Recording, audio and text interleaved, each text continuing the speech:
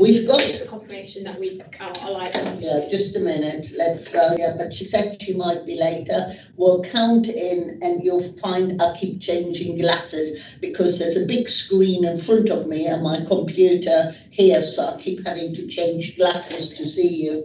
So we're counting in now, are we, to go live? Yeah, I was waiting for confirmation. Yeah, but she said she might be later. We'll count. Yeah, we're live. Right, good morning, we are live. Good morning, everybody.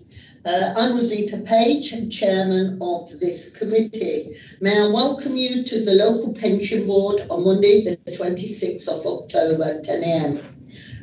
A very welcome to you, and I have got to go through the formalities, which are please note that this meeting is broadcast live on the County Council's YouTube channel, and it will be available for viewing after the meeting, and so therefore it's recorded. Due to the current situation, all members of the board and officers are joining us online, except for me. I'm sitting here at County Hall. Please, may I ask officers and members to mute their microphones until they're invited to speak, and use your video camera, turn it off, turn it on for the duration of the meeting. And if you can, raise your hand or wave to me because I can see you on the big screen.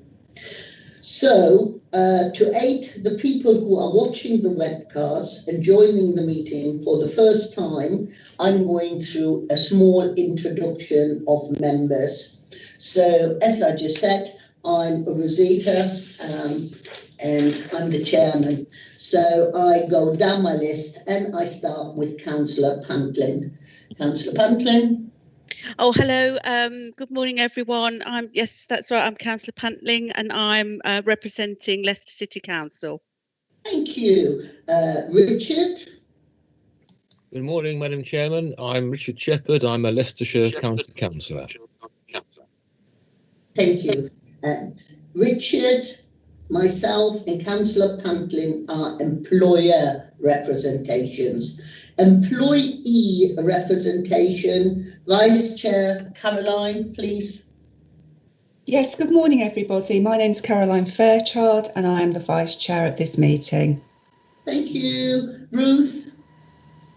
Good morning, Ruth Gilbert. I'm the Head of Finance at Leicestershire Police and I'm an employee representation. Thank you. And Divya hasn't joined us yet. So let's go to item 1 on the agenda, which are the minutes of our meeting held on the 10th of August. They're on page 3 to 6 on your agenda. Has anybody any comments, or may I accept them as a correct record? There are no comments. Can I have a seconder? Are they correct? Are we all agreed? Yes, second. Thank you. Thank you very much. Appreciated. Question time. That's item number 2 on our agenda. And I have received no questions from any member of the public or the committee. So I move to item 3 on the agenda, declaration of interest. Any declaration? Richard. Thank you, Madam Chairman. Yes, I should make a personal declaration in the interests of transparency. As a member of the County Council Cabinet, I was involved in discussion about the Council's response as an employer to the exit cap proposals, but I understand that we're now going to be discussing the fund's response, which may be different. I believe I can take part in both discussions, but it's a personal interest, just in the interest of openness and transparency. Thank you, Madam Chairman. Thank you, very much appreciated. The reports are for information and not decision making, but are there any other declarations of interest? There are none. There are no urgent items, and that brings us to item 5 on our agenda. That is the governance review on pages 7 to 28.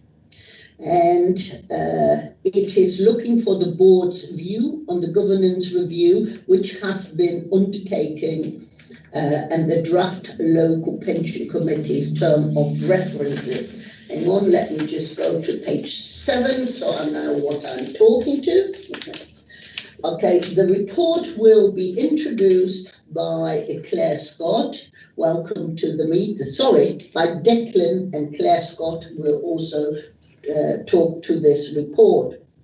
There is an appendix, Appendix A, which is on page 13, and Appendix B starts on page 23. Oh, by the way, Claire Scott is the fund's independent advisor for your information. So over to you, Declan, to introduce the report. Thank you. Okay, thank you, Chair. I won't say much. I'll pass over to Claire, since you don't get to hear from her very often, so she can be sort of star of the show. But it's really kind of this, members will be conscious that kind of the focus on governance just has been sort of ever increasing. You know, obviously there was the Good Governance project that the Scheme Advisory Board initiated probably about 18 months ago now, maybe even be longer, that we're still waiting for the outcome of. The pension regulator has taken an increasing interest in local government pension schemes, after already kind of having a significant influence over what the private sector schemes does. And there's other areas as well, just, you know, the sheer fact that we should have good governance. So it felt a good time, with lots of different things going on, to ask Claire to just have a bit of a look over. And in fairness to Claire, it wasn't a full sort of deep dive. It was very much a kind of an appraisal of sort of a desktop appraisal, you call it, of what was there, what was obvious, to just sort of make sure we're pulling the threads together in the right way, and we're not missing anything inobvious. So that's kind of the background. But it is something that we'll keep coming up. As I mentioned, the Good Governance project, we're still waiting for the final results of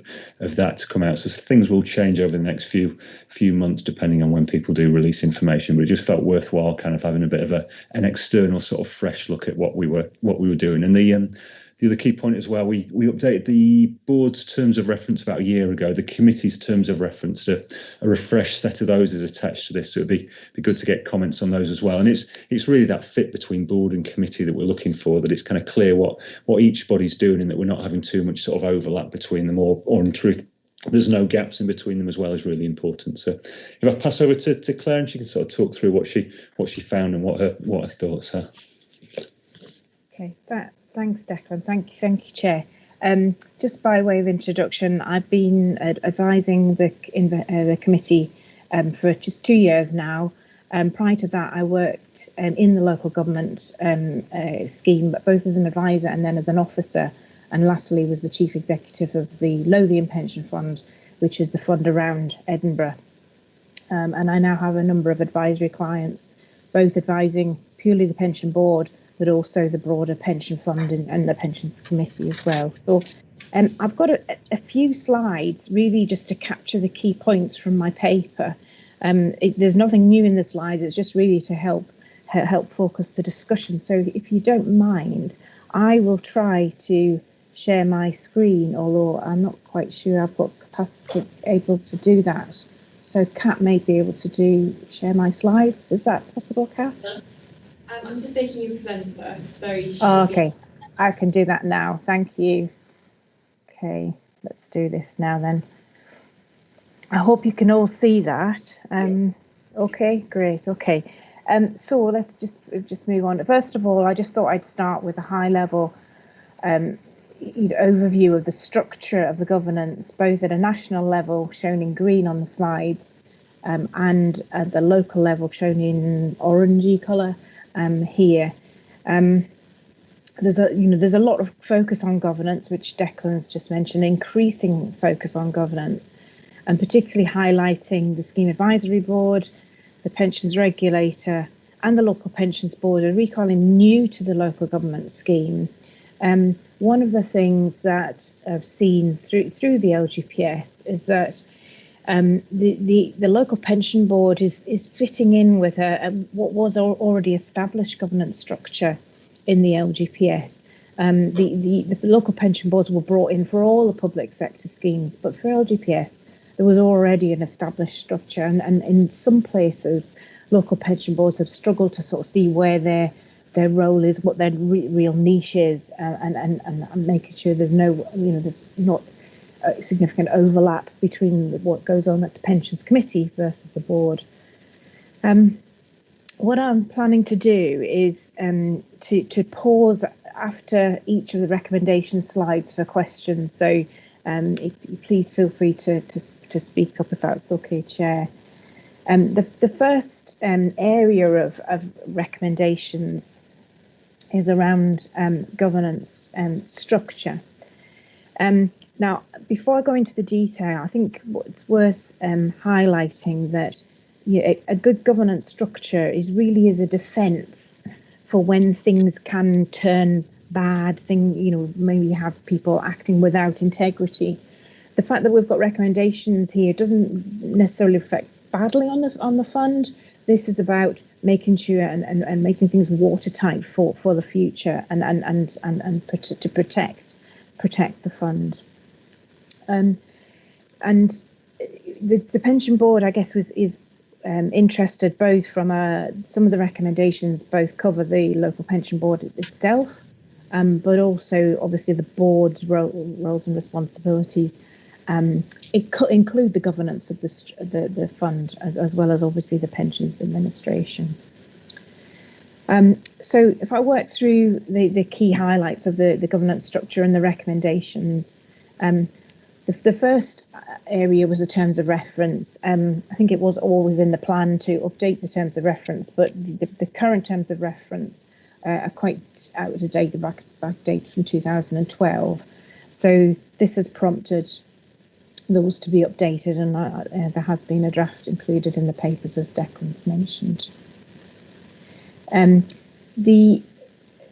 The area which I'm recommending as well is making sure there's absolute clarity of the committee's responsibilities versus the local board's responsibilities, and it's the board's responsibility to, in legislation, it's to assist the scheme manager or the committee or the administrative authority. So there's so much jargon in pensions and inconsistent names of what we mean by the scheme manager, and that is basically the council as administrative authority.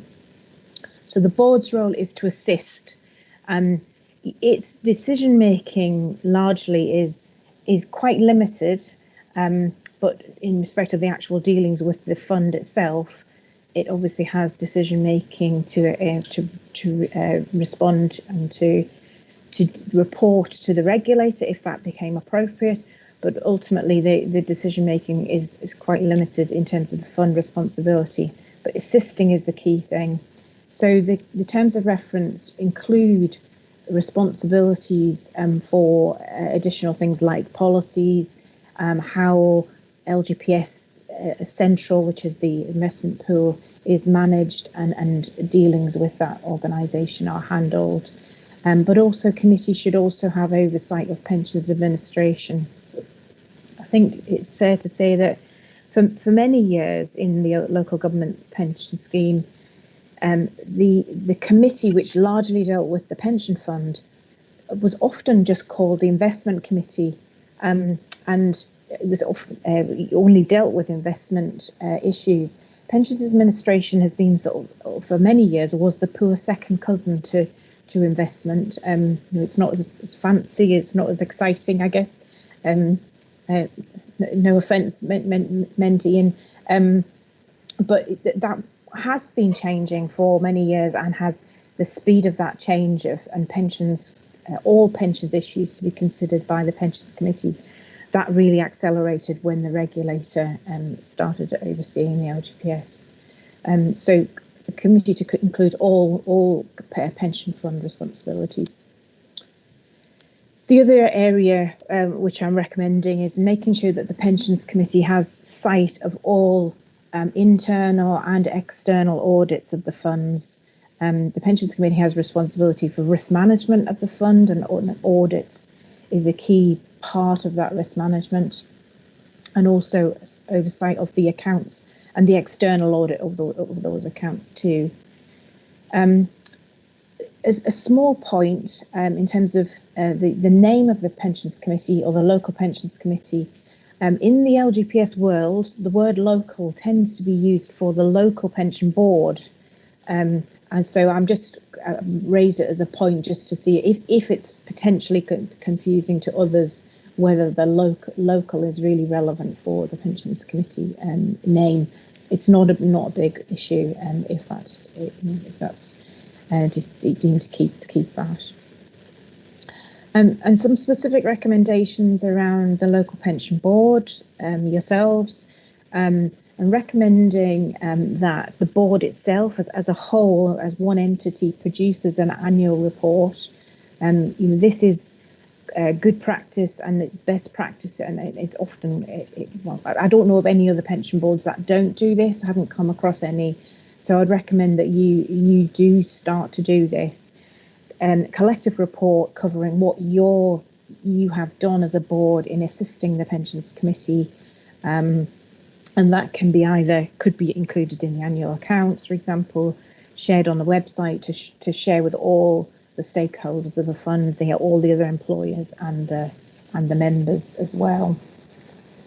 Another couple of aspects of the pensions regulator guidance is the board should regularly review its effectiveness and spend some time reflecting on how it operates. Is it working well? What areas are do you have a planned agenda? Are you covering all the relevant items, etc.?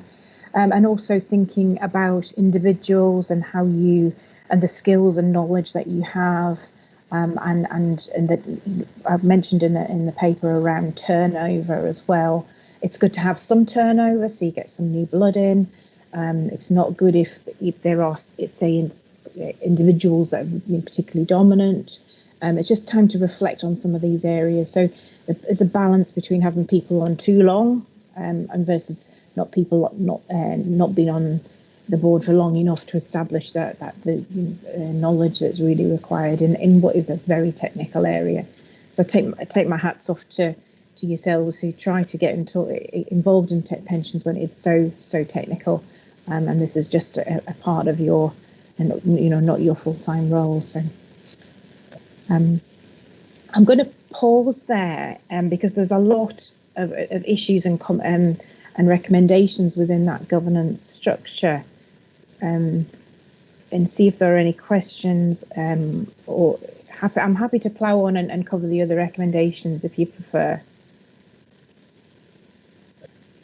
Hang on, I've changed my glasses. Thank you very much for that. I have, Madam Chairman, I have raised my hand. I don't know whether you can see it or not. No, I can't.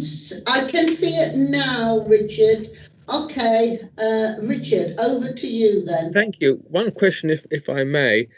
I haven't grasped why the Pensions Committee is any less local than the Pension Board is local, if those words are significant, as I'm understanding they are. The local, I believe, is for the local pension board. That is used in the LGPS regulations and in the LGPS industry, and the reason for that is because in other public sector schemes, the pension board itself is one board for the whole of the scheme, whereas for the LGPS you have one scheme for England and Wales, but actually you have lots of pension board because you have lots of different scheme managers doing things at a local level. There isn't an equivalent pensions committee at a national level. I guess that's probably the key difference. Right. So if I understand correctly, the recommendation is that the Pensions Committee doesn't really need the word local. Is that correct? Yeah.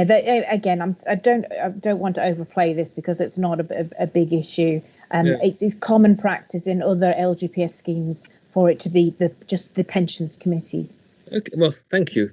Thank you. Okay, personally, I have got, oh, hang on, I have got no issues with this at all. I would have liked, as a board member, I'm really impressed and proud of the fact that this board gets regular training sessions. And maybe, you know, I would have kind of liked to have seen that reflected in the recommendation, but thinking about it, it can be reflected in the annual report. I can see Councillor Panting. Is it you who've got, yes, you've got your hand up. Yes, Yes. and yes, thank you, Chair. And just to correct you, it is Pantling, not Mrs. Yes. Panting, or Councillor Panting. Yes. Claire, I just thought that it was a really good point that you made about the length of time being on the pensions board. I mean, I'm quite a new member of it, and I find it is very complicated, and there is that sort of thing. I did think to talk to Peter Salisbury and say I really don't want to be on this board anymore, because it is complicated, and I do think, you know, the time served on it should be a certain length of time, so you get a good understanding of it. So I think that that's very interesting. But yes, again, too long is not necessarily good either, because the thing about that is that people need to know about how things are governed, you know, in the council that they're serving and the people that they're serving. So I think it's really interesting. Very good point. Thank you. Thank you, Claire. Yeah. Yes. It is. Can I just add? It is sometimes good practice, and I guess some boards have this, not all. You can put in place a maximum tenure on the board, and I have seen that in the debate around what is the right length. So in the corporate world, in good corporate governance, in companies that you're investing in, you'd expect there to be a limit on how long non-executive directors are there, and it's usually around 9-10 years. So that's the kind of debate that's been going on with some pension boards. But on the contrary to that, you know, I think it really takes someone at least a couple of years to really get that familiar with the language and the technicalities of it. So I do sympathise with that, but it does take a lot of training. I think one aspect that I've not yet covered in this review, and there's a few things just to continue with it, is one of them is the training.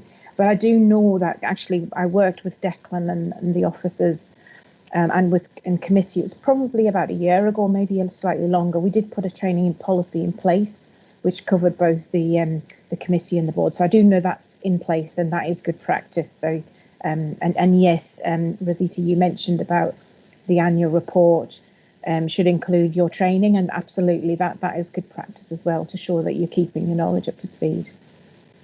Yes, I think I'm going to call Elaine now, because that sticks in my mind. It is easier, Chair. The is too small. I do agree with her points, but I think I ought to add a note of caution, because we are elected members, and therefore if we do not get elected in 4 years' time, we can't have 9 or 10 years on the committee. And I think with that in mind, it's got to be an emphasis, and has got to be on clarity and simplification and training of the committee, so we can get on board faster than, because we may not have that time span. And that's just a throwaway comment. Are there any more hands up? Please shout up, because I can't see you on the big screen, because it's got the slides on. So if there are no more, Claire, please continue. Thank you. Thank you, Chair. So the next area of my recommendations in the area of the report covers the investments and the governance of the investments. Obviously, the investments themselves aren't the responsibility of the pension board, but it's important for you in terms of your governance responsibilities is to oversee that the governance of the investments.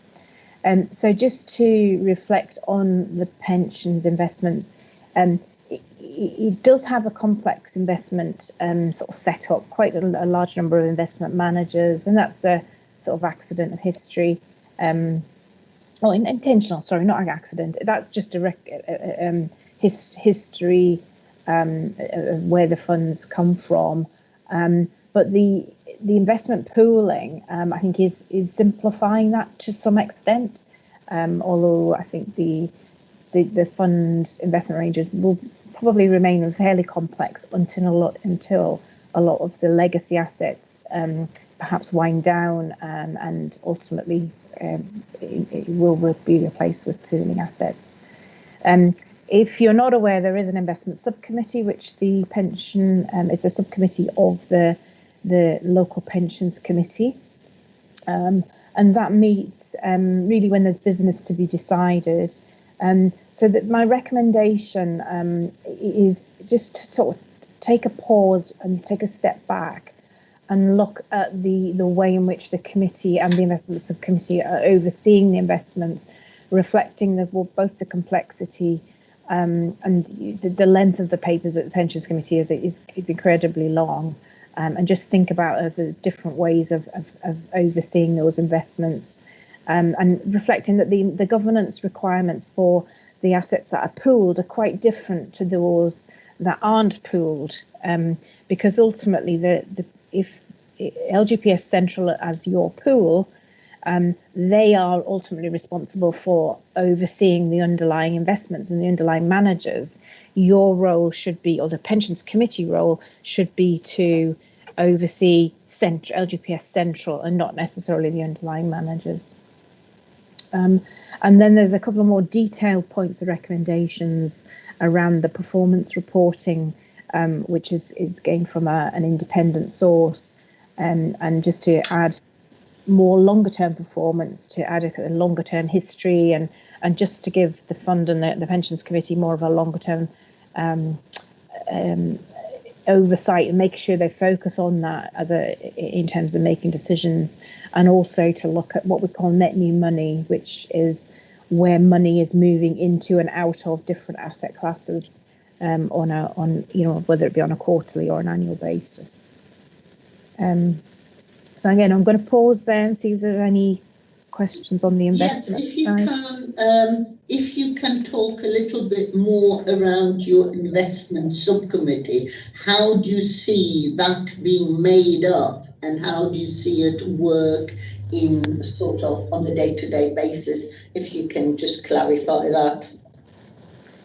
Well, it's normal practice, a common practice for a pensions committee, which ultimately has quite a lot of business to deal with, to delegate certain decisions or oversight to the investment subcommittee.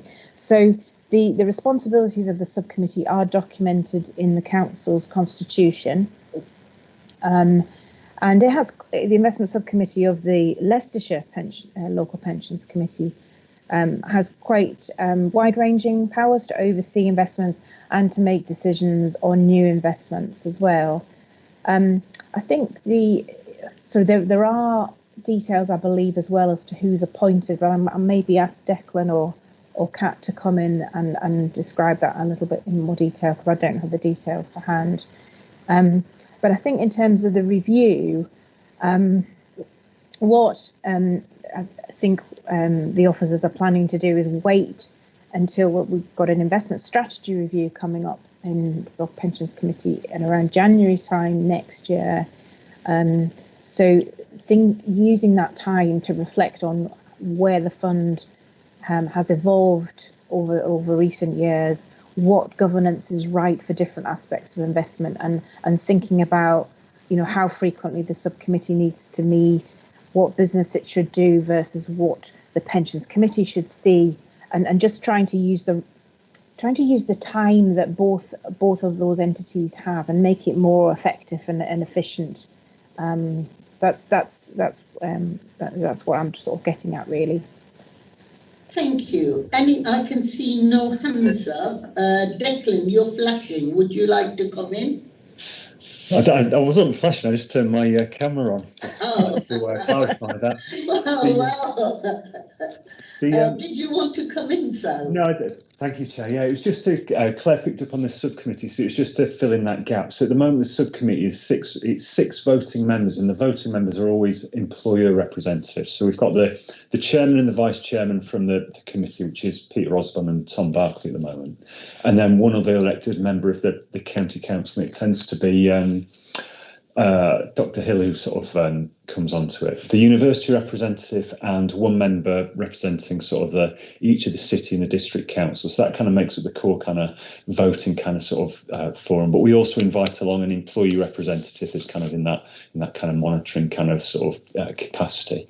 And Claire's touched on that sort of expanding, I suppose, from what we do at the moment, which is very much looking at issues and decisions with the subcommittee into maybe more of a sort of a monitoring type role. So it's kind of it's one thing we need to work through a little bit. Just that it's that balance as well with the committee, that kind of you keep them informed enough in terms of the wider committee of what's going on with the investments that they feel sort of involved, but at the same time you don't sort of overburden the agenda. So we'll work through that. But at the moment it's kind of half a committee as it were. But it kind of operates, I suppose, broadly okay at the moment, but it's just a sort of a limited remit. Thank you. I can see no hands up. So, Claire, if you want to move on, please. Okay, I've got two more slides. The next one is around the Scheme Advisory Board's Good Governance Review. And I saw in your minutes that you actually considered this at your last meeting, so I won't spend a lot of time on this, but I think it's something that, again, you as the board and also the Pensions Committee, local Pensions Committee, needs to be aware of the recommendations that might be coming out of this. And I guess one of them is that you may well have an independent oversight and inspection of governance every couple of years, and that would be, all funds will be getting that. So that's certainly what has been recommended. And I guess what we're doing now is just tidying things up and trying to improve things ready for ultimately if and when that comes. One of the key points is around the appointment of an Lgps senior officer. This is kind of one of the major recommendations coming out of this and the review. And this needs to be someone who has strategic view of the fund, so fairly senior in the organisation, but close enough to all aspects of the fund. And I'm sure there's going to be guidance coming out of the Scheme Advisory Board on what that means, and the fund will need to think about that and reflect on that once that's available. And there's going to be lots of new requirements, new compliance statement, various policies, and also the final point is just to emphasise that the Good Governance Review has highlighted that some funds are imposing pay and recruitment policies on the pension fund, which really it should be potentially could be different. And it's not, the Pensions Committee should think about whether that is appropriate to the pension. For what we've seen in recent years, are actually the pressures on the pensions admin team really quite significant. But I understand from Declan that things like the recruitment freeze or controls have not been applied to the pension fund, so that is good practice as well. I will just go on to my final slide, and then I'll stop sharing my screen, and it might be easier to take questions from that one. So just finally wrapping up a different areas of operational matters. The officers at the moment do have a plan for the forthcoming agendas, just so that they're organised and the planning is good practice. What I'm suggesting in my paper is to have if you work from the terms of reference of either the committee or the board or the investment subcommittee, translate that into a broader agenda plan, which shows each and every item that the committee or the committee, as an example, will consider and how frequently, and make that available to the committee themselves. Similarly, it would be good practice to have one for the board, so that you can look at that and think, well, are we using the right amount of time on the board's agenda? Are we looking at the right items? Are we thinking about them at the right frequency? Should we see them more often or less often, etc. And particularly on the committee's agenda, there's some aspects which I'm recommending should be included in the committee's agenda for the future. For example, employer changes and the management of the risks around employers, pensions administration performance, which again, this is something that through the agenda planning document be important to think about. Well, the pension board is overseeing pensions admin performance. I think it's still important for committee to see and oversee that, but maybe it might be one option might be the committee sees it less frequently, you do it more often. You again have the route in to recommend and to advise the pensions committee if there are any problems or issues that they need to be aware of. And then finally, just in terms of good practices for there to be good flow of and contact between the board and the committee, you're obviously there to help the committee in doing their role. So a suggestion to make it open for the chair of the committee to come and observe your meetings, and I mean observe, so they shouldn't be overly active, because I don't think that would be good practice. And similarly, there should be an open invitation for you or the chair of the board to observe the committee meetings as well. And I think that's, given your role is to oversee the governance and ensure there's good governance in the fund, that is an important aspect of that. So what I'll do now is I'll stop sharing my slide so you can hopefully see the questions and the people and hands up. So happy to take any more questions on those two final slides or any other areas of the report. Can I just clarify something on my own mind, please, Claire? As these are, as I understand, suggested recommendations, yes? So how do you see them, over what time frame do you see them implemented into the existing system? Is there a time frame? Should it evolve? Should it be a living document? Because obviously, you know, if we all agree, because, you know, there's nothing, well, to disagree in a way. The only comment I find it is if we rename the local pension committee to just the pension committee, I don't really disagree. I'm waffling. So, so how do you see these to be implemented? And maybe the officers can come back as well to just have a comment. How do they see it as well? You know, how do we move this forward? So to Claire first and then to the officer before it's open to members. Okay.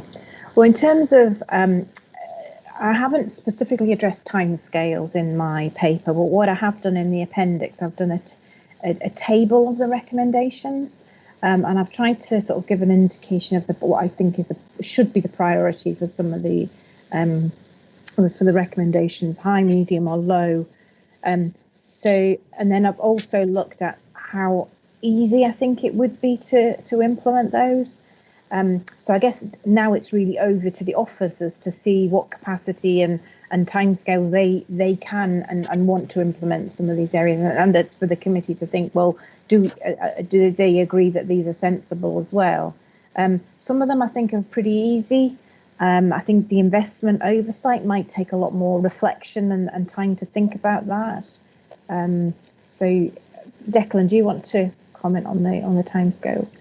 Yeah, can do. Thanks. So no, it was really helpful having that kind of low, medium, high impact piece in terms of sort of the difficulty of sort of putting them in. And in truth, we want to put in the whole range of recommendations. I think most will kind of fall naturally through the year. So there's recommendations around things like the accounts. When we do the accounts, we'll naturally do that.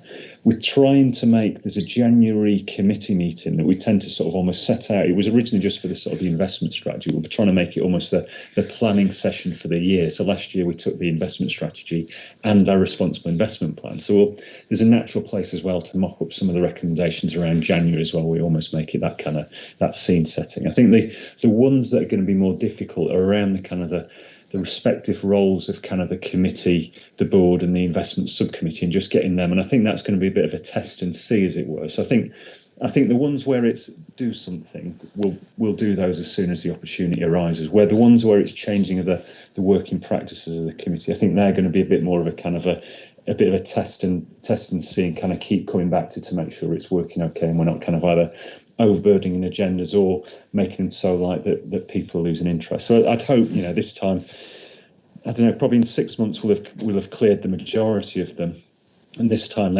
next year would have everything will be cleared off that list, subject to what comes out of the good governance review, which could add in new requirements that just sort of take up officer capacity.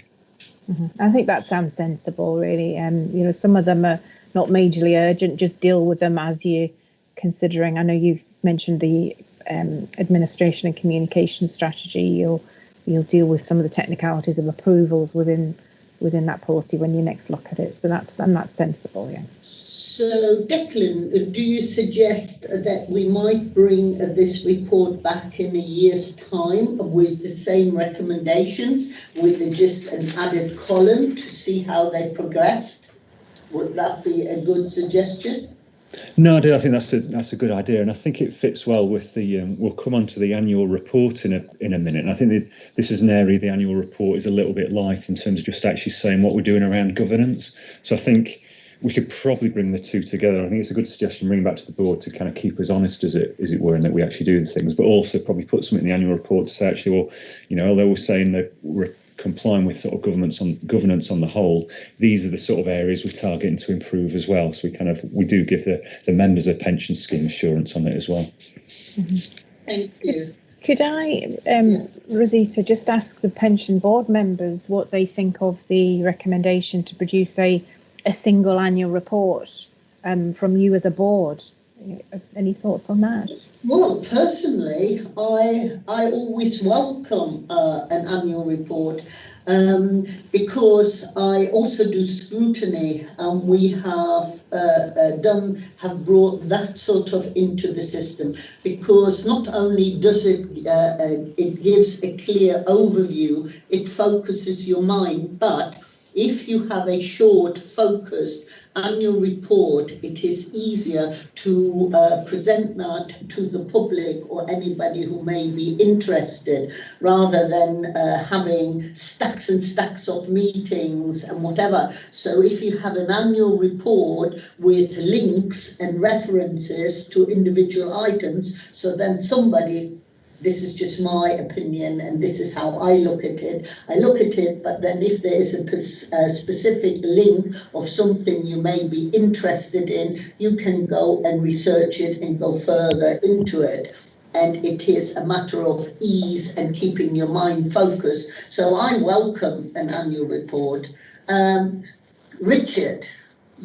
Thank you. Yes, I also welcome an annual report from the board. Could I just clarify how it would be actually prepared and signed off? Somebody wants to answer that before I go to Elaine? Sorry, the annual report? Yes. So that's on this agenda. So we'll sort of, it takes comments from the board, and then it'll go to the committee at the end of November for sort of approval, and then it gets presented to the annual general meeting in December. I think it would be, it's good practice, for the board. It is your report, so you should see it and approve it and think about the content that you would like in that. But, naturally offers to help in actually compiling that is normal, and you'd expect that as well. Thank you. Thank you. Elaine? Oh, thank you, Chair. Yes, I think it is really important that we do with the annual with reference to the annual report, because it also helps us to focus, you know, on what's ahead and, you know, what went before and what's ahead of us. So I think it is crucial, and it also tells us how well we are working as a board. So you know, that's my opinion anyway. Thank you, Chair. Thank you. Caroline, I don't want to put you on the spot, but do you have a comment, because you are the employees rep? Well, what I was just thinking was it might be quite helpful to reserve some time at our next meeting, perhaps to go through this in a little bit more detail in terms of how we want to construct the report, with some assistance obviously from other officers. I do think it's an excellent idea for all the reasons that have been stated to date in this meeting, and very much welcome that way forward. But it is obviously an important task. It's an onerous task if we want to get it absolutely right, and of course we will do.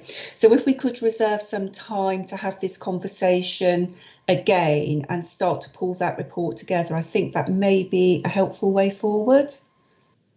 Yes, indeed. I think you're right to that. It is an onerous task, you know, a welcome onerous task. And yes, I wonder, I do assume we are not thinking about producing one this year. We're looking for next year. Would we not, Declan? Claire, when were we looking at producing an annual report? We normally do one. I think Kat will be able to sort of remind you. That goes to the 27th. For the that goes to sort of that gets presented at the AGM. Yeah, 27th November to the footnote. It goes to the, so usually in past years, employee representatives have done a joint board report that's gone to the AGM, which this year is on the 14th of December. I think that was only because obviously when you're elected at the AGM, it was kind of felt relevant to kind of show the AGM what's been done in the year. If this year we do a joint report, we could take it to the 14th of December, just with the employer and employee representatives together, as Claire suggests. So, Claire, I think I was aware of the fact that the employee reps had put a report together for the AGM. I think the 2 points that I would make about that is, I think the report should be from the whole board, not just the employee reps. And two, I think it should be, when I searched on your website, I couldn't actually find it. So I think you should make it much more high profile and more available to not just the AGM itself, which will have limited attendance. It should be available to for the full membership. I would suggest don't get too concerned about getting this one absolutely perfect. I think you could get something out and get it, at least you're doing something, and then you can take, if you've got an AGM coming up, I think it's probably better to give them something this time round, and then you can spend some time next year reflecting. You can easily find other pension board papers. I can give you some thoughts on content and potential content for the future. And it's perfectly acceptable for it to evolve and take more time over the year. So I think I'd probably recommend, if you can, get something done in the next month or so, and then for something for the financial year in 1920, and then refine it in due course. Richard, do you want to come in before I make another comment, because I see a little hand is up? No, sorry, I should have lowered my hand. I beg your pardon. Okay, if I may come back then? I am now totally confused, Claire. So what you are suggesting, it is that we have just a small report, which we are producing for this year. Your point, which I've noted, is the clarity of the report on their availability. So to note that and ensure that it is, you know, more available and more highlighted. And that is noted, I think, you know. So do I then, and that goes to Declan again, do I talk me through how we could do that, but then should the second phase be that we have a report on our reports? And what I mean by that, it is that maybe at the next meeting, we have a report on what we are doing with our reports, have some templates, and then feed into how we see it on the timelines, where we can improve. I don't know, help me to get my head around it, so we set some recommendation in place now to move it on to the next phase. Declan, any ideas on that? I think the first step is probably, I suppose, that we've put responses to the recommendations in the report. So I suppose it's kind of, I suppose, given the board's blessing or otherwise, just moving on the recommendations we've got and the sort of the terms of reference are there, and then it's kind of it's probably that first piece, and then maybe I don't know. I suppose it's just any additions that you feel that kind of would be beneficial to the overall governance of the fund, really. Okay, Caroline, anything on that? Yes, what was just crossing my mind is whether or not, Kat, if you and I get together after this meeting, and then if Claire, you could kindly send through those documents that you referred to, perhaps what we could do, Kat, is draft something for consideration by everyone, because I'm just conscious here of the timeline. Yeah. So we are able to meet the date of the 14th of December, but then follow the chair's recommendation that we have a look at the way we work for future reports at our next meeting. So I'm quite happy to do that piece of work with Kat, if that's helpful to everybody. Should we then circulate it to all members once you finish to sign it off, just for... Yes, Kat nods at me. So absolutely. Thank you for your offer. We'll circulate it and then move it on like that. Is everybody in agreement to that? Yes, I see lots of nodding. Okay, yes, Chair. Thank you. That completes that bit. Is there anything else? Because there are also the terms of reference on page 10, and Declan might want to give a word there. Over to you. Oh, sorry, just get my mute button. I mean, in terms of the terms of reference, hopefully they're I'm trying to remember how. In terms of the terms of reference, they'll probably about, I'm just trying to remember, it was probably about 5, 6, 7 years since they'd last been updated. So it really was a sort of a refresh in a similar way to sort of when we picked up the board ones. It was just having a look at what other authorities had done. Claire picked up the sort of recommendations from Claire's report and just sort of seeing, is there anything to just reflect the sort of the revised expectations of the committee. So I don't think there's anything particularly controversial or, you know, contentious in there. It is pretty much kind of reflecting the way the committee is either operating at the moment or needs to naturally move to operating. So it's really just open for comments. Yeah. Any comments from Claire on the terms of reference on the review? Caroline? No, Chair. Claire first. Okay. Sorry, no, nothing extra to add, Chair. Caroline? No, nothing extra to add. I was okay with those. Thank you. Elaine, are you okay with the report? Anything else to add? Okay, Richard? Nothing further, thank you, Madam Chairman. Okay, that concludes this report then. So we are now moving on to the next item on our agenda, which is the Pension Fund Administration Report, July to September 2020, quarter 2. That is pages 75 to 114. And that goes over to Ian to introduce, wherever Ian is. Hello, Ian. Thank you, Chair. Sorry, I thought it was the annual report. Have we done the annual report number 6, report and accounts? Yeah, it's just agenda item 6. Sorry? Agenda item 6. You just... No, we've done item 6. We've just done item 5. We're on item 5. Sorry, we're now item 6. I'm sorry, I'm one ahead. On page 29 to 74. Sorry. So that's. I think this one's me, Chair. Yeah, that is you. Sorry, Declan.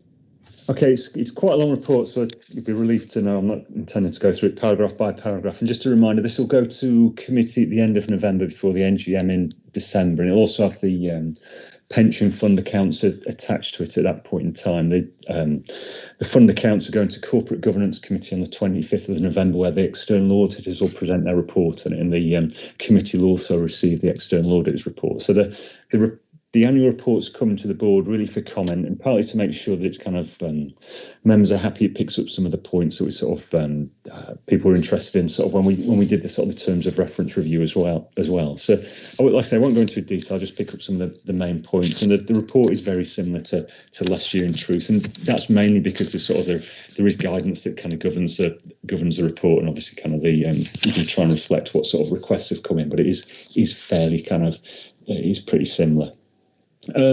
Main points to note, I mean, the fund is still growing, both in terms of the cash flows coming in and the number of pensioners, and that's a positive position. It does take a lot of pressure off the investments, and that you've got flexibility around what you do, as opposed to necessarily having to manage that sort of short-term need to kind of pay pensions, etc. So it is a comfortable position. You are starting to see nationally a change in that happening. So we are fortunate to be there. If you scan through this, as you go through the page, you'll see administration costs have gone up for the fund, and it always jars a bit when you see that, but unfortunately it is a kind of a natural kind of consequence of the asset base growing. Most managers charge a percentage fee, so as the investment returns grow and we have more cash flowing into the fund, you do naturally end up paying a bit more. And there is also a layer of exceptional transition costs in there as well. Anytime we move from manager A to manager B, you do incur a lot of costs as you buy and sell new sort of stocks and shares or other investment type products. So there are some exceptional costs in there. But I mean, the good news is that those administration costs in the long term will come down, because every procurement that Central's done so far has had significantly lower fees than what the fund's paying for at the moment. It just takes a few years for that to come through to payback, because, like I say, you've got those one-off costs. You will notice in the report as well, it quotes how much sort of the employers versus the employees pay into the scheme, and it's staggering really. The employers are paying 3 times more than employees, and the most recent valuation did recommend increases pretty much across the board in truth to most employees. Not some are quite sort of short-term sort of payback periods, so they don't, but the big employers like the county and the city councils, district councils, all have increases, so that gap's going to widen even further. And it is worth bearing in mind that employees' rates are fixed regardless of how the investment performance does go, but employers do sort of have to make up any shortfall. And there is quite a bit in there on the sort of the investments, and it's kind of again worth noting that the cut-off point was the end of March, and this was right in the middle of all the sort of the COVID-driven sort of stock market volatility. So you'll see a few things in there. The allocations of our strategic asset allocations. So basically where we decide at the start of the year that we're going to try and put our money, how much is going to be in property, how much is going to be in equities, etc. That's been knocked a little bit out of kilter, but so certain assets, sort of primarily sort of the real income type assets, just get impacted less by the sort of the short-term volatility. And you see this in the performance as well. We've kind of got hammered quite badly on the sort of the equities, but it has pretty much bounced back over the kind of the course of the sort of the next kind of 2 quarters. But other areas like private, they've turned private, which is basically private equity, sort of they're not listed on the stock market. They just get revalued less often, so they don't fluctuate to the sort of the same sort of peaks and troughs maybe as sort of the listed equity do, although they can be quite volatile. So they've been a little bit sort of stickier. So it's just worth noting some of those sort of large disparities are actually just because March just fell at an unfortunate time, or more appropriately, the COVID crisis did. In terms of LGPS Central, although we talk about it a lot, the transition is quite slow, and in the course of last year, we only transitioned one asset class, which was emerging markets, into the fund. We did buy some corporate bonds at the start of the year, but that's not an existing class that we had. So it is quite slow. We do have quite a few irons in the fire with sort of central. Emerging market debt is the next one likely to go before the end of this financial year, but it has been pretty quiet, to be honest.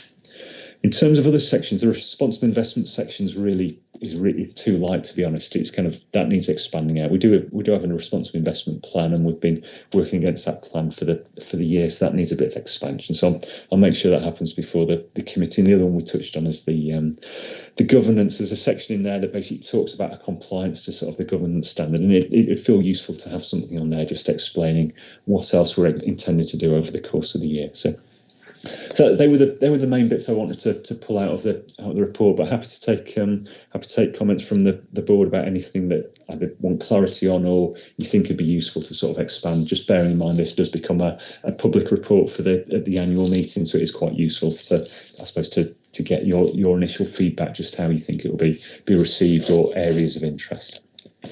Well, thank you very much for that, Declan. And I think what we've also have to note, and that is not just with this report, but with all the others, to thank all of the staff, because there must be so much work that is going into producing these reports.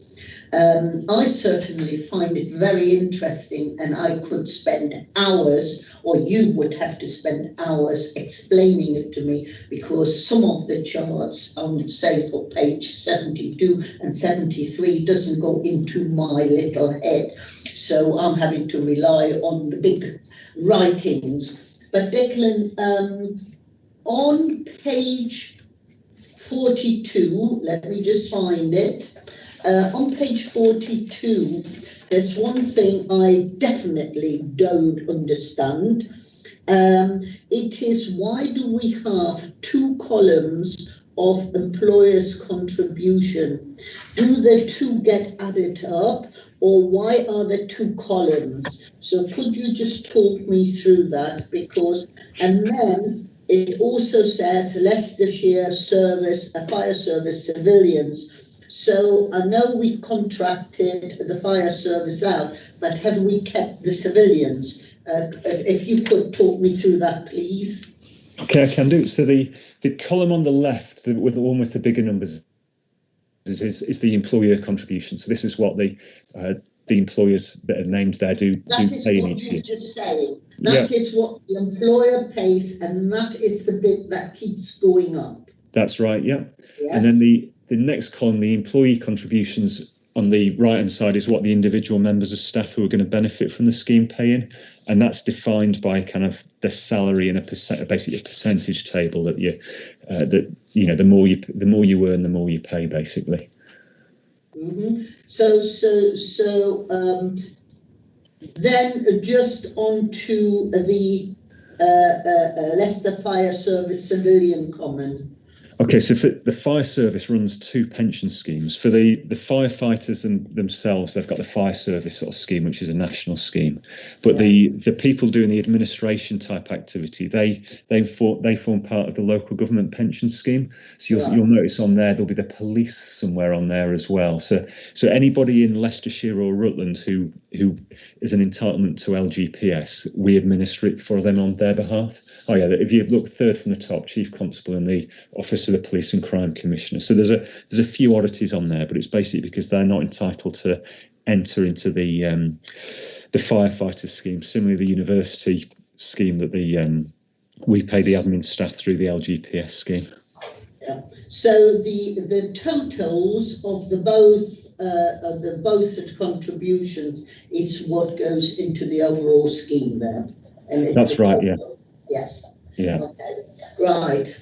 I thought that's what it meant. All right then. Hands up for everybody. Anybody? Anything? Thank you. No, thank you. Richard. No, thank you. Nothing for me. Thank you. Caroline? No. Elaine? No. Oh, hang on, Ruth. Hello, Ruth. Please go ahead. I can't hear you. Sorry, not taking my mute button off. Declan, on the page where it lists the members of the board, because I joined last year and my name's not on there, and I don't know whether it's just a timing issue. Yeah, we probably should update that. Yeah, it should be, shouldn't it? Because it was last AGM. So it was the last AGM where I was voted onto the board. So I don't know whether that just needs to be updated. No, thank you. That's a good spot. We'll make that change. Let's got that on. Right. Do you want to just say anything, because we have talked about the pension fund annual report, and that is on page 57. Do you want to say anything to that? Because there is a statement and an annual report there for the, well, I'm sorry,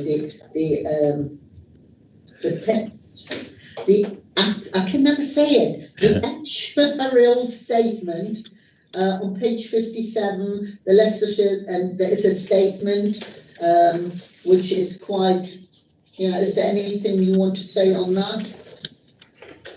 No, I mean, to be honest, it's a fairly standard statement. It's just part of it. Like I mentioned before, it's sort of there's a requirement of what we need to include in our annual report. And the Hyman's sort of obviously been our actuary for quite a few years, and as they took us through the sort of triennial evaluation, we do tend to kind of accept what they recommend in terms of kind of the approach to funding levels, and we pushed employers quite hard. So it was expected that they'd be able to sort of give us that assurance that they're happy with the approach we're taking to fund the fund as it were. And I don't know, although we've got a pension deficit, we're not too much of an outlier compared to everybody else. So, like I say, it was fairly expected they'd be able to give us that assurance and sign off to it.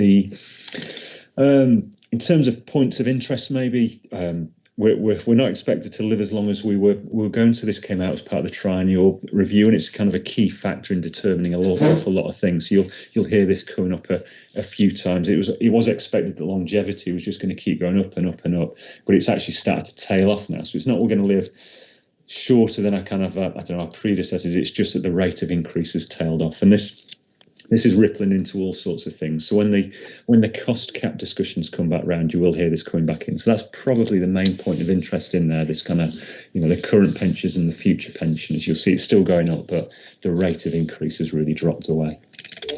That is certainly quite challenging to understand the tables. Ruth, do you want to come in? Your hand is up. No, sorry, I've not put my hand down from... Okay, right, we've got no hands up anywhere then. I assume everybody is happy with that report, and we're definitely going to agenda item 7 now. I've got all my papers sorted out in front of me. So agenda item 7 is page 75 to 114, and that is July to September 2020. And that is definitely over to Ian. Thank you, Chair. Good morning, everybody. Good morning, Ian. Morning. This is Morning all. This is the standard report that I do each quarter. I'm going to just keep to the kind of the key headline areas for time, but please feel free if there's any questions. I'll just go through the key points as I say. The July, August, and September statistics are shown on page 76 of the report. The thing I'd particularly like to point out in those is we were running well above where I'd ideally like us to be in July and August, particularly August on aggregations. We had over 1,000 aggregations, and I wouldn't really like to have more than 450 outstanding in August. We've made a conscious effort to really work hard on those after the end of year end. So after August, we finished the year end work and moved more resource into aggregations, and they've come down to 838. So they're going in the right direction.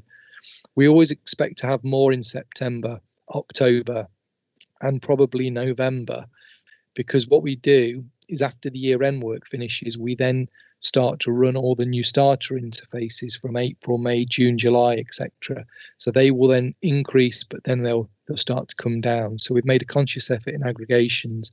Preserve benefits as well have come down slightly, and we're only just above the sort of the target value there. And generally the numbers are, well, while still high in all areas, really. I mean, the workloads are particularly high at the moment, they really are. But we are managing to keep them under control.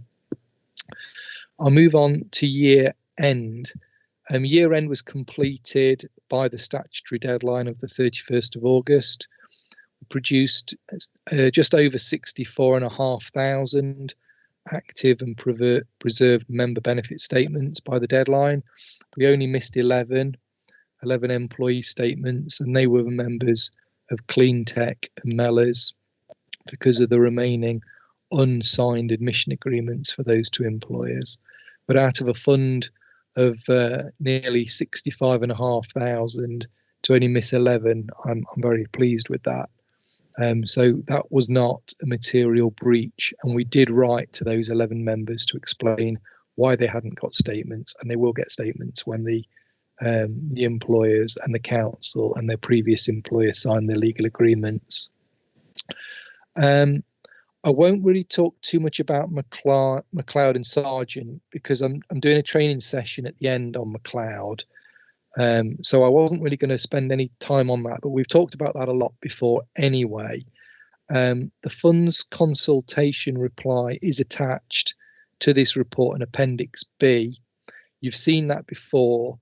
That was taken to the last board, which you made comments on, which was very, very kind of you all. That was then taken to committee for approval, and then that was sent off to MHCLG. The next one is the one that Councillor Shepherd made reference to at the very beginning about the exit cap. Now, there's been some changes, regulatory changes around this area, and it's affecting both the employees and also, the employers, I beg your pardon, the employers and the pension fund in terms of how we calculate redundancy and deficiency benefits for members who are age 55 and over. In brief, there's two sets of legislation that aren't aligning at the moment. So we have a slight problem, or we will have, from I think it's from the 4th of November, which is 21 days after the documents were signed by officers, government officers. Basically, we then have to make some adjustments to the way that benefits are calculated. There is an ongoing consultation about one element of the regulations, which is still ongoing. The consultation ends on the 9th of November. And I have prepared a consultation reply, but I do stress that is from the fund, from the pension fund.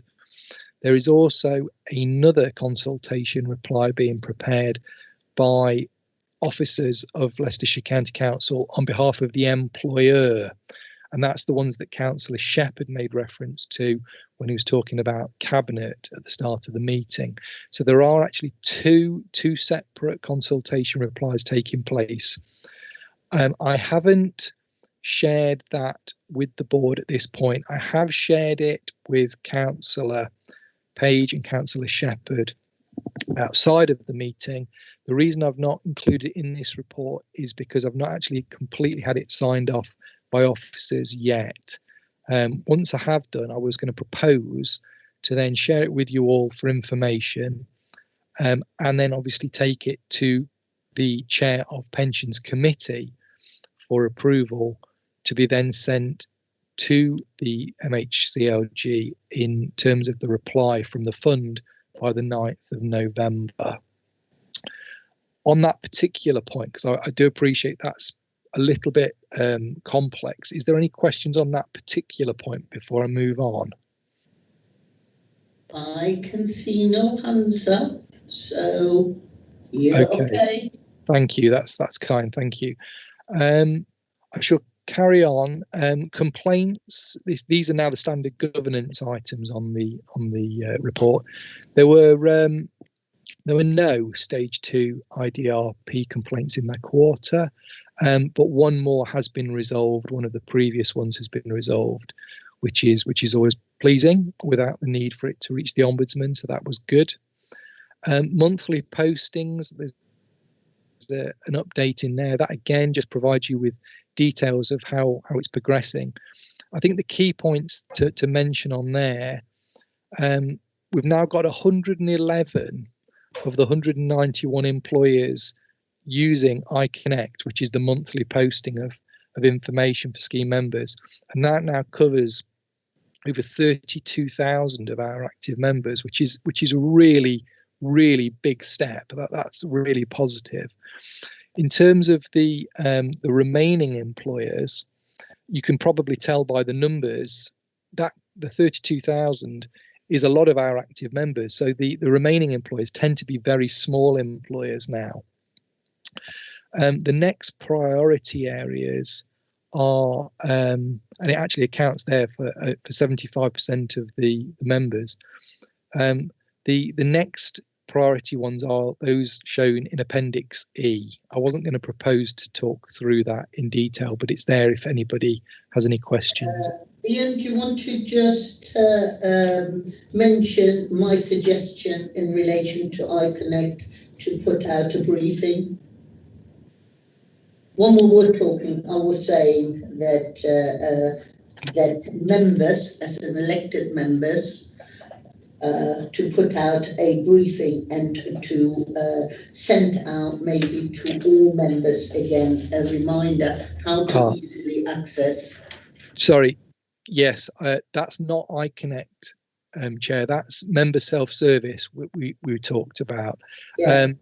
So yes, I've spoken to officers, and we plan to do a demonstration to the board and also to councillors on how they can use the member self-service system. The iConnect system that I'm talking about in the report feeds into the pensions administration system, so that updates members' personal details and pay details and contributions, and then that is the point then that feeds through into what members see on member self-service councillor. So yeah, I'm dealing with that, and we certainly propose to help councillors on that and provide more information, and I'm talking to my colleagues about that separately. Good stuff. Thank you. Is that okay? Thank you. Yeah. Then the next key areas that I wanted to mention were on pages kind of 81 through to 83. Yeah. These are the outstanding bonds and admission agreements that are within the fund. As you know, we are we risk score our employers now. We look at the risk of employers, so kind of keeping bonds up to date is obviously much more important. Well, it was important before, but it has greater relevance now. So we've got a number of bonds that have lapsed. I would say, though, that they're all working with us in terms of those. So I have no kind of concerns on those particularly. They will be resolved. It's just taking a little longer than normal. And to be fair to these employers and the bond companies as well, things have slowed down due to COVID, particularly around signature of legal documents. That is definitely taking longer because I know the council still insists on having wet signatures. And a lot of companies are now trying to ask to move to electronic signatures. So that is taking a little bit longer to resolve. But my legal colleagues are very aware of that and are working hard to try and resolve that to help the council and pension fund. The outstanding admission agreements, I would say, although Cleantech and Mellors are still listed, and this has been outstanding now since September 2019, things have really dramatically moved forward positively with both since myself and Councillor Page wrote, and both these companies have now completed all they need to do. It's actually back with Beacon Academy now, who were the original outsourcing employer, to make sure the legal documents are signed, and then they'll come back to the county to be signed. and that will really help us in the pension section, because we'll be able to resolve those members' queries, those 11 members who haven't been getting any statements from us. The others, Mowbray, Hinckley, David Ross, Tudor, and police are all actively working with us to resolve those others, of which they don't go back as far as the clean tech and Mellors. To be fair, as I say, to all of these employers, they really have been, they are helping and they are doing what they can, but COVID really hasn't helped in terms of the way these are sort of dealt with and signatures are completed. So that's all I was going to propose to say on that report, but is there any questions? I can see no hands up indicating that you have made a fabulous job in reporting and explaining again. No questions anyway, Ian. No, and not from me either. So I think we can move on. Anybody? Elaine, you okay? Caroline, okay. Richard, okay. Yeah, Yes, fine, thank you. Good, thank you. Yes, Chair. okay, thank you. Ian. Yes, Well, thank you. good. That means we are Fine. now. Thank you. And we are now moving on to item 8, which is page 115 to 118. And Ian, it is over to you again. That is your employer's risk. Thank you, Chair. Thank you. Thank you, Chair. Just to really expand a little bit on what I talked about before about how we monitor employer risks. We've been doing this for a while now, and we did it as part of the valuation. And then what happened on the 23rd of September this year, new regulations were introduced regarding employer risk. So whilst these new regulations came in on the 23rd of September, I'm pleased to say there are some elements of this that we're already doing. So I don't anticipate this being a concern or an issue, but there are three key changes, but there is one that I do particularly want to raise with you all for awareness at this stage. And what they basically are, there's a new regulation that has come in from the 23rd of September that effectively allows an employer to ask the pension fund to effectively reconsider its risk and effectively therefore reconsider its employer contributions that it's paying. Now that is new. It's never been the case where an employer could ask us for a review of an employer rate outside of an employer valuation. So as part of the valuation, we liaise with the employers, but there's never been an opportunity really outside of that process for an employer to ask us. So what's happening, because this is new, we need to form a policy on this, and we will need to put it in the fund's funding strategy statement, which will mean a consultation with the employers and then sign off by pensions committee prior to having that policy in place. Now, unfortunately, the timing with the regulations coming on the 23rd of September, and we didn't really have any sort of awareness that this was going to happen. Obviously, funds weren't really prepared for this. So we've been caught in a little bit of an awkward situation. And actually, coincidentally, on Thursday last week, the first employer contacted me about this, and they're obviously interested in this because they think that this might be an opportunity for them to do something slightly different. So what we've got to do is we're waiting for some guidance, which we all understand that nationally is going to come out from the Scheme Advisory Board and SIPFA, and that's expected in early 2021. Hyman's, our fund actuary, are aware of this, and all parties are kind of at the moment saying, well, we just sort of basically have to hold fire. We'll look at the guidance and see what that suggests in terms of what classes as a trigger because if there are triggers that an employer can show that they actually have triggered, then yes, of course we can look at this, but we don't want just any employer asking us, or dare I say, on a whim. I use that term politely, but you understand what I mean. We've got to have some triggers that actually affect this and why this would be used. So I'm going to look at this again in the new year. I'm going to liaise with the employer. I'm going to meet with them and talk to them next week or the week after about their own situation. And the other two areas within the regulations are spreading the exit payments. So therefore, if an employer leaves the scheme, they can actually spread the exit payments rather than pay it as a one-off, or deferring the debt agreements, arrangements. Is that agreements or deferred debt agreements? I think that is. Sorry, it's gone a bit small. Let me just make the screen a bit bigger. Beg your pardon. Which is introducing a new deferred employer status.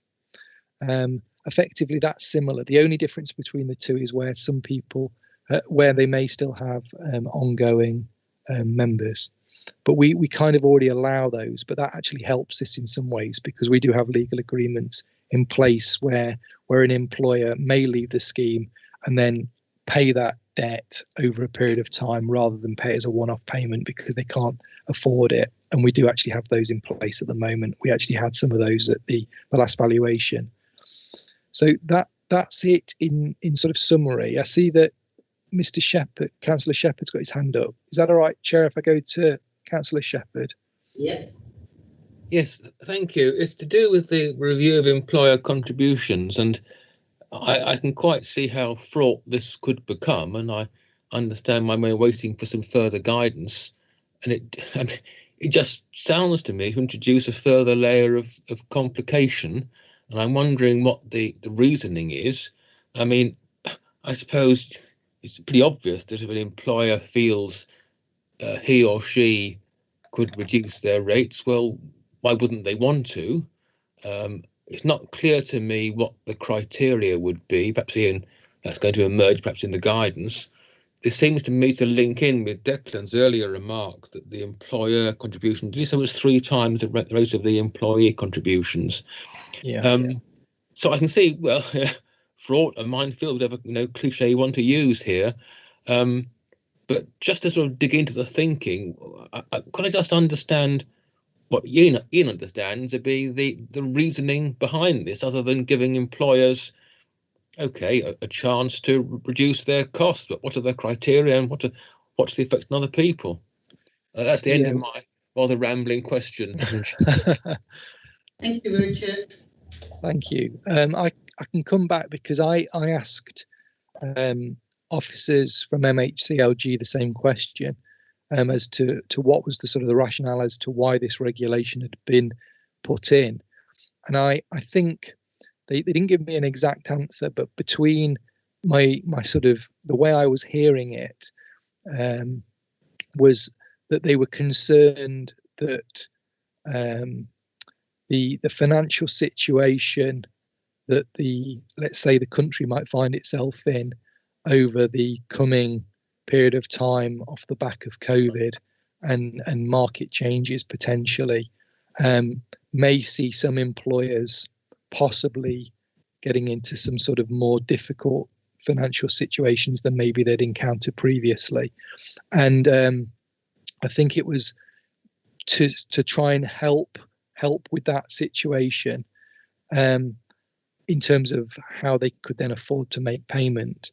But that really does kind of open up a problem, I suppose, for a pension fund, because obviously those rates are set at valuation with a number of items considered at the time, and that's to provide sort of the funding to hopefully ensure that they meet target in terms of the longer term view. So to have any reduction in that could be potentially troublesome. Some of the other thoughts, though, that were commented on that could be triggers were if there's some sort of material change that could take place at an employer. And an example that was given was, for example, if they had a large outsourcing of staff. So if there was like a borough or a district council and they had a large outsourcing, maybe that would be something that is genuine, and in terms of actually maybe having a reassessment of their rate for the remaining active members. So there were some points made, but even in that situation, I couldn't see how that could potentially bring the rate down. I could only really see that rate then, in my opinion, taking the rate up, because you're then paying it over less amount of people who are remaining active. So I didn't quite understand some of the sort of the thoughts that were being expressed, but that was the kind of the concept that was given. I really do think, though, we need to see that guidance to see how that actually starts to pan out, really. May I come back for a moment, if I may, just to sort of clarify my understanding? Yes, well, thank you, Ian, very much for that explanation. Clearly, we're going to wait for more information. I suppose, from what you're saying, this could be seen as one of those schemes to help companies survive in the current COVID crisis, which may go on for I don't know how long. But while that may be a very well-intentioned aim, I think Ian is telling us that there actually could be consequences that are quite severe in the long run. So that's my understanding in my words, as far as I can understand it. Ian's nodding his head, I see. So thank you, Madam Chairman. I'll leave it there, and thank you for the explanation, Ian. Thank you very much. Yes. If I may respond to that, in my little mind is, if you reduce contribution, then it is a vicious circle. At the end of the day, then there will be a reduced pension income. So I suppose we don't know, or our payouts as well. So to me, this doesn't make sense at all. And as you've just said, we need to wait for the guidance and the explanation. But with my chair hat on, to just recap, we need a policy that stands up, including with trigger points, that has got to adhere to a timeline, and it has got to, well, as I just say, legally hold up. Now, is there a administration process we have to go through, i.e. does the consultation, etc., have to be approved by this committee or by the board? Question number one. Question number two, it is very much in relation to companies already approaching you. Might it be worth to put out a sort of standard catch-all statement in order to ensure that we give the same advice to each company who approaches us, i.e. a holding advice, because we do not know what the guidance will be and where we're going with this yet. And that brings me into my comment number three.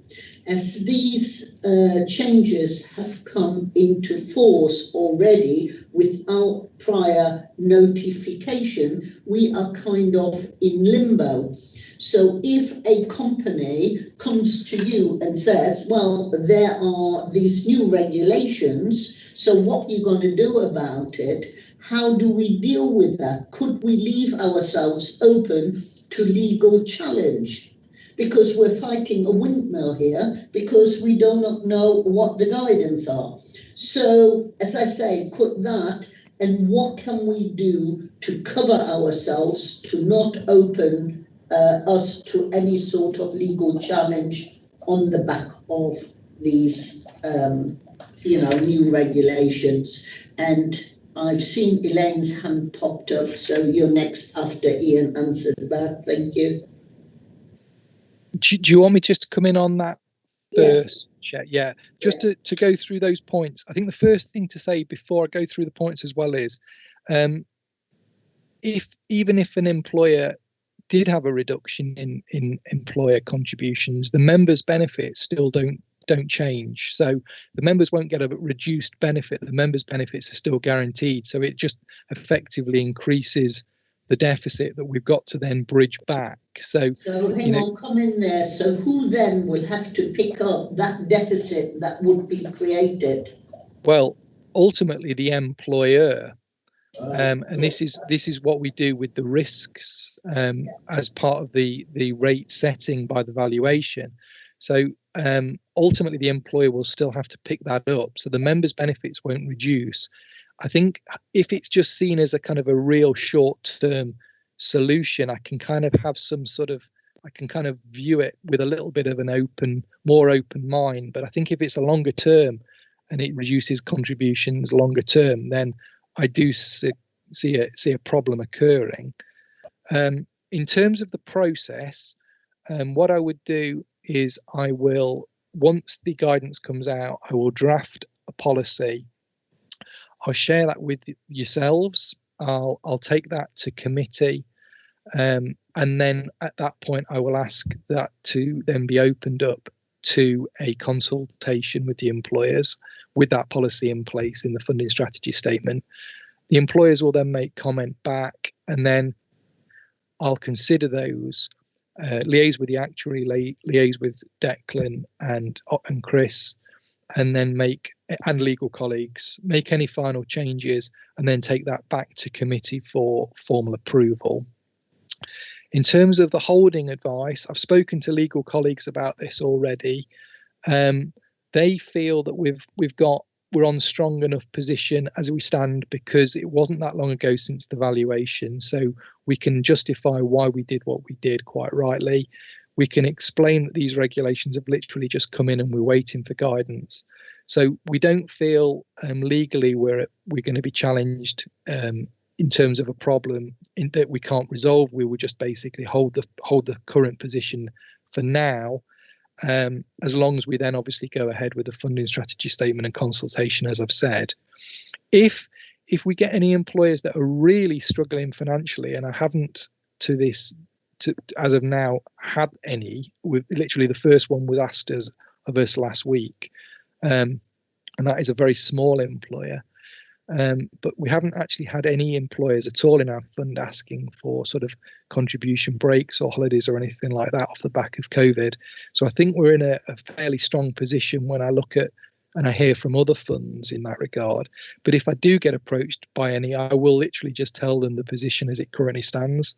And I'll say that there's going to be no change in the short term. But if they really, really are struggling, I will talk to them. And I'm talking to this one in a couple of weeks' time, just to hear what they have to say. And I'll make obviously Declan aware of that to determine how that progresses. But I don't propose making any changes at all to employer rates. But legally, my colleagues are suggesting that we are in a strong enough position as it currently stands. So I hope that answers all your questions. Yes, it does, because I think the emphasis is that we're legally in a strong position not to do anything. Elaine, microphone, please. You're muted. Yes, I am. I'm unmuted now. Just to say thank you, Chair. Thank you, Ian. That was really, I was feeling quite confused about what you were saying, but those questions, the way you've answered that was great. And I guess that what I'm really pleased about is that you are very cautious about this, and I think that that's important, to have, to err on that side of caution around this because of opportunists, really. So but yeah, so thank you. That's really all I wanted to say. I wanted to ask that question about how cautious are you, and I think that you've answered that anyway. Thank you. Thank you, Chair. And Ruth now. Thank you, Chair. Ian, could I just ask, so if an employer, obviously once you've received the guidance and the policies drafted, if employers do request a review of their rates, will the cost of the actuarial review be charged to the employer and not to the fund? Yes. Yes. One thing I've made very clear, Ruth, even in my short time that I've been dealing or looking at this, is I've made it very clear that whatever we have as a fund within our policy, any actuarial charges that are created by this from an employer asking will be charged back to that employer. It will not be picked up by the fund. Thank you. That was a very good question, actually, because I think we ought to also highlight that at, you know, some point in the future. So that could be quite substantial, could it not, Ian? It's a hard one. Yes, I guess the answer is yes, it could be substantial. It's probably likely to be the same cost for every review, regardless of the size of the employer, because there's a set number of checks and calculations that have to be completed for every scenario. So regardless if it's a small employer or a large employer, the same process and steps will need to be completed. But obviously for a smaller employer, as a percentage, that cost could be quite high. So that is really something that needs to be addressed, because, for instance, if your small, very small employer who is struggling has to pay the same amount, say, like the police authority, you know, it would be, you know, it has to be, it might not be advantageous for the small employer to go down that route. I think. Yeah. I will definitely make sure. I spoke to legal colleagues at the very beginning and the actuaries. One of the first questions I asked actually was, how do I make sure that any actuarial costs that could be incurred are recharged back to the employer that asks? And both the actuary and legal were comfortable that we can word it accordingly to ensure that is the case. Okay, thank you very much. Have we got any other questions on this? No hands up. Now, Ian also referred to spreading of exit payments. Are there any questions on that before we move on to the next item? Okay, no hands up. So also, I assume everybody is happy with this report to move on to the next item. Nods all around. So that concludes item 8, Ian, and we're now going to item 9 on the agenda, which is our risk management and internal controls. And that is you again, and for members, it's on page 119, it starts item 9 and it goes to page 135. Over to you, Ian, again. Thank you, Chair. Thank you. I'll keep this one quite quick because I'm conscious of time. This is the fund's risk register that we bring to the board each quarter, and it also goes to committee. My colleague Boulash takes it to committee. Officers review the risks on a quarterly basis, and then we score them medium, high, or low. There are three changes to the risk register. Risk 5, fire pensions administration, is progressing. This is the transfer to West Yorkshire. This is progressing really, really well. And the proposed date of the 31st of December remains on track. And I have no concerns that this won't be achieved. So the risk has come down on that one quite significantly, which is really good news. Risk 9, we've added a new risk about transfers out. Again, this is kind of stems from COVID, really. People are requesting more transfers out of the local government pension benefits to other type arrangements. And some of the companies are active in this market with complex company setups and company schemes who are tempting people to transfer the benefits out. It's kind of to gain a sort of a short-term financial income, but it's not really what a pension is designed for, which is to secure your long-time retirement. So we are a little bit concerned about this. The scam activity in this area is increasing as well. So we've added a risk. We're following the guidance. We're following TPR guidance. We've changed the letters again. We've assessed what information we send out to people, and if indeed people are requesting transfers out to what I would class a company that, dare I say, has possibly questionable or alleged questionable practices, we will make sure we speak to the member to ensure they are absolutely certain this is what they want to do.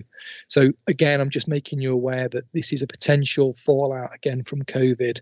People are trying to find ways of gaining income and using their pensions to do it. And then risk 15 is a future investment risk. The score is increased in this area due to the current market uncertainties. And we have mitigating actions in place. So it's not actually increased the residual score, but it's just be aware that the markets are uncertain. So it's just, again, just making sure that that's highlighted in terms of the score on the report. I wasn't proposing to talk through any of the others. They're all there if anybody wants to look at them. Okay.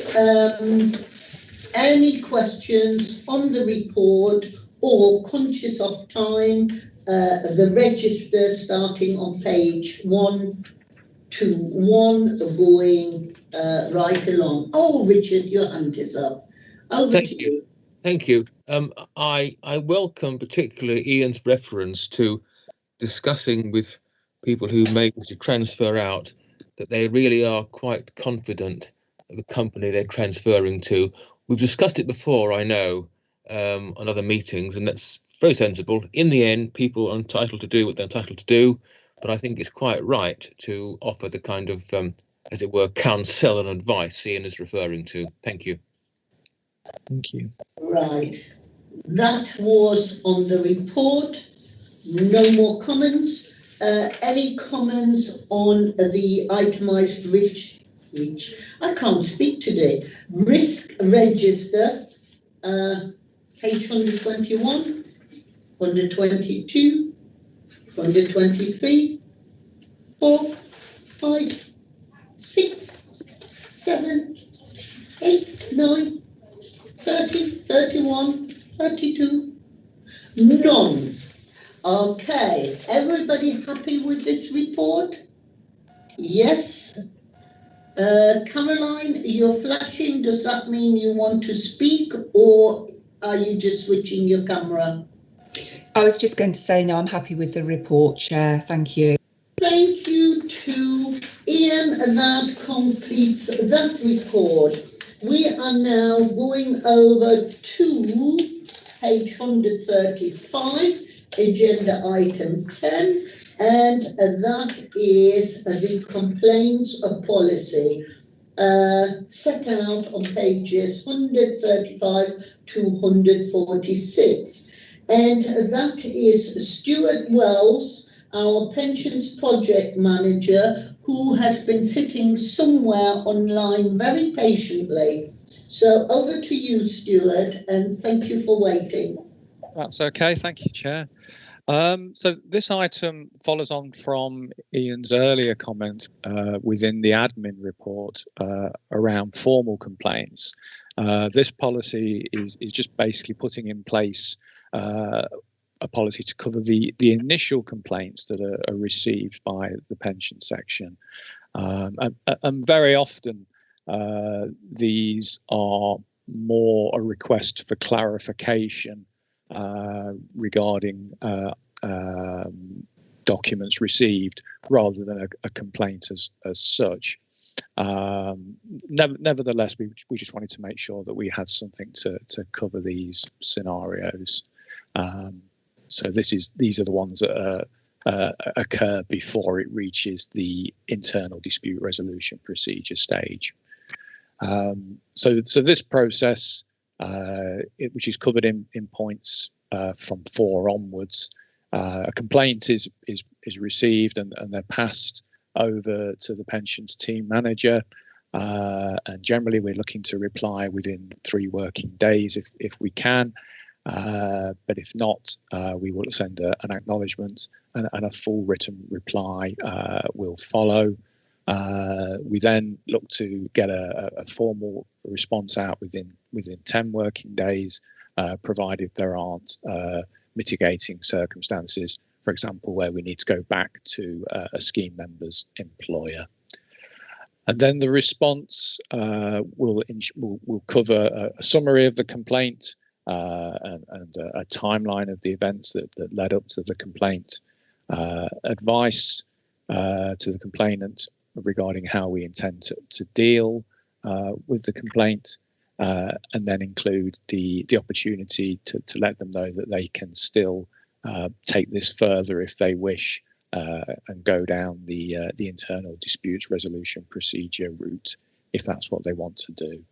So this is a policy that has been followed by officers for quite some time, but this really is just a case of formalising it and getting something in writing for governance purposes. Thank you. Members, the guidance to the dispute resolution is Appendix A, page 139.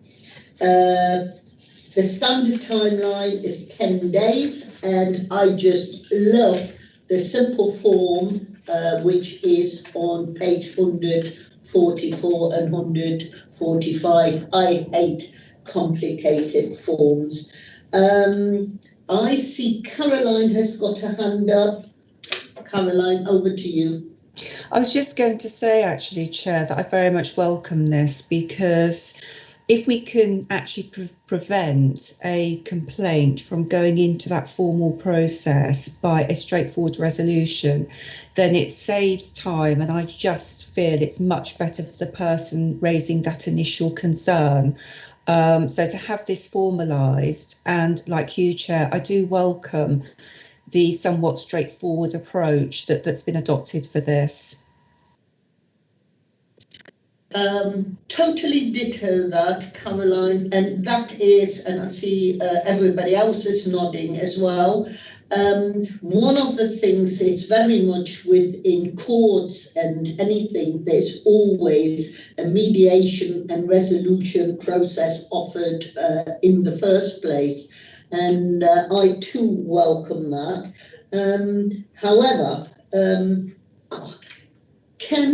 back to Stuart, the resolution process, now do we have a policy on that, you know, so we have it, you know, is there a policy, what is surrounding that, you know, talk us through that a little bit more. In terms of the actual IDRP yes process. Yep.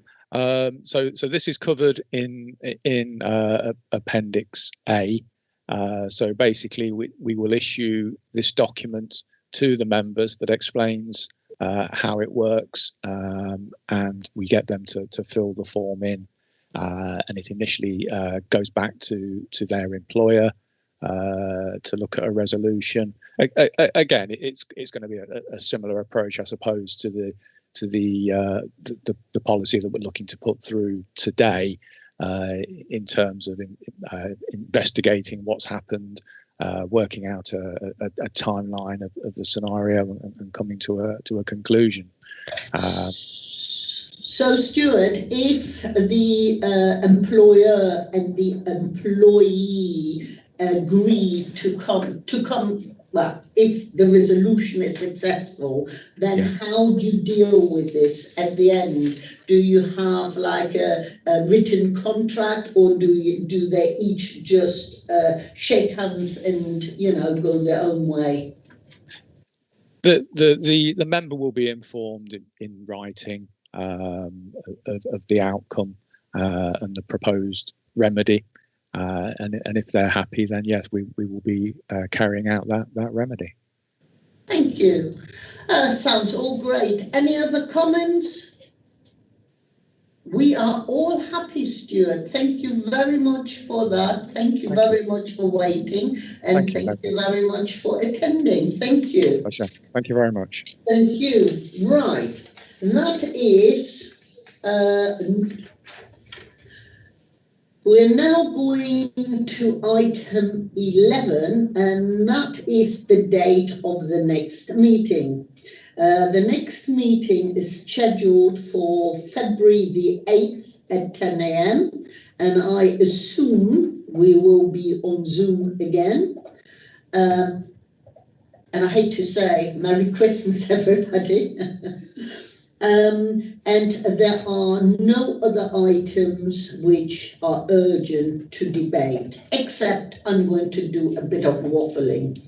The first bit is, as this is the last meeting of the year, I would like to take this opportunity not only to thank officers, but for officers to pass on thanks from this board to the staff, because I think it is very important. We just keep seeing the Ians and the Declans of the world, and they wouldn't be half as good without the backup of their team. So I think the team needs to be thanked from us.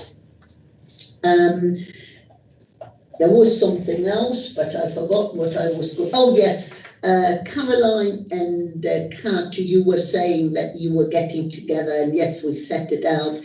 But while I was sitting here, it occurred to me that, saves me a phone call, that to put an annual report together, I think would be quite an onerous task if we are putting in all of the things we have looked at through the years and debated. And I have to thank you, and we all have to thank you to take that on, because thinking about this will be also an onerous task. Maybe we should just do bullet points or something like that and references. So thank you on that as well. So my last bit of waffle is that Ian will give us a little training session on McCloud, which promises to be very interesting, and I'm looking forward to it. But do you want to carry on, or do you want to just take 5 minutes to fetch yourself a cup of coffee or whatever? I can't hear you, Elaine, so you have to... Sorry, I know. I'm just, it's almost, carry on, please. Carry on, Richard. Yes, I've got a meeting, another meeting to go to soon. Yeah, a similar question. Could Ian indicate roughly the length of time of this training? I'm looking at my future commitments later on today. Yeah, it'll be. I'll make it quick. 15 minutes. Okay, we'll carry on then. We'll all carry on. Over to you. So hang on, I have to close the meeting first. So we've decided to carry on with the training session. So I'm closing this meeting. I thank you all, and I'm looking forward to seeing you on the 8th of February, but please be mindful that the annual general fund meeting is taking place on the 14th of December at 12 noon, and you are invited to do so. And we